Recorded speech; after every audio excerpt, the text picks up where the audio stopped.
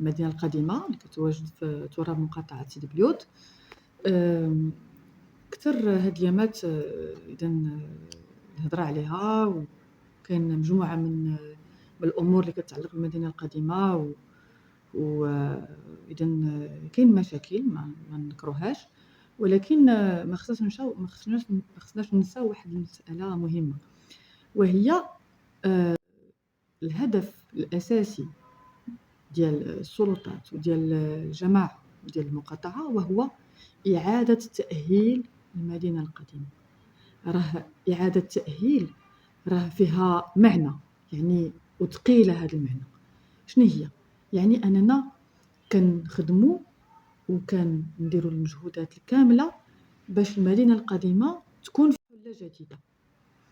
بدات هذه العملية هذه سنين بالفضل ديال الوكالة الحضرية في إطار البرنامج اللي توقع أمام جلالة الملك نصره الله، واللي كنا كنشتغلوا عليه على قدم وساق.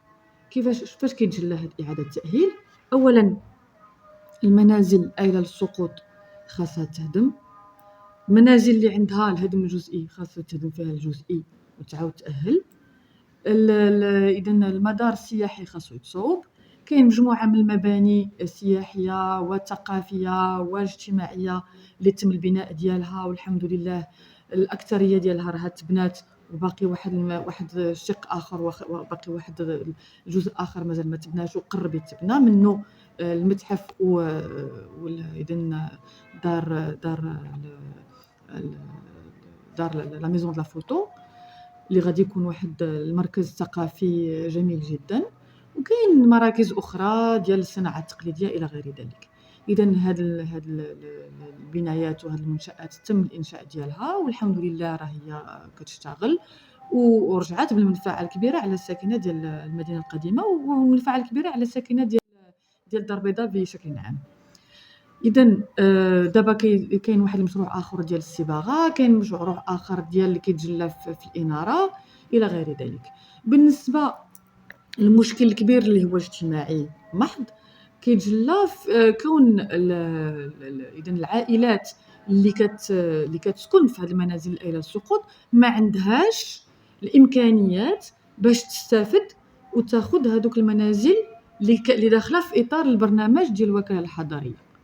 إذن بالنسبة للساكنة اللي ما عندهاش الإمكانيات باش تستافد، كنشوفوا كيفاش نعاونوها ونساندوها باش تلقى الحل وتستافد من هذه المنازل. كيفاش يمكننا نعاونوها؟ كاين بزاف ديال الحلول.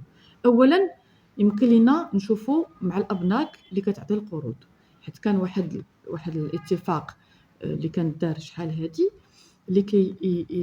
اللي كاينين فيه مجموعة ديال الأبناك اللي كتعطي واحد إذن شروط اللي كتساعد الناس باش ياخذوا القروض ديالهم، اللي كتساعد الساكنه باش تاخذ القروض ديالها بواحد الطريقه سهله، واحد الطريقه اللي شي شويه اللي فيها واحد شيء من المرونه. كاين نحاولوا ندعموا الساكنه حتى هي بواحد المبالغ ماليه معينه باش يمكن لها يا اما تقتني الكراء في منازل اخرى في مناطق اخرى، او لا باش تطلب اذا قرض من الابناء كيف ما قلت لكم من قبل. اذا هادو كلهم اشياء كنشتغلوا عليها، وان شاء الله غادي يكون واحد اذا نتائج ايجابيه فيما يتعلق بهذا الشق الاجتماعي. والحمد لله درنا اجتماعات مع الساكنه ودرنا معهم اذا لقاءات باش نحاولوا نوقفوا على كل حاله على حده. كاين المشكل ديال التجار، والحمد لله اللي قدرنا اننا نوقفوا الهدم ديال بعض المحلات التجاريه اللي ما عندهاش واحد اذا اللي ماشي آيلة للسقوط بواحد الطريقه اذا خطيره، وباش نحافظوا على السوق والمدار السياحي ديال المدينه القديمه حاولنا اننا نعطيو قرارات ديال الاصلاح باش التجار يبقاو في المقرات ديالهم وفي المحلات ديالهم. اذا هذا هو اللي كيتعلق بالمدينه القديمه، وان شاء الله غادي يكونوا مستجدات ايجابيه في القريب.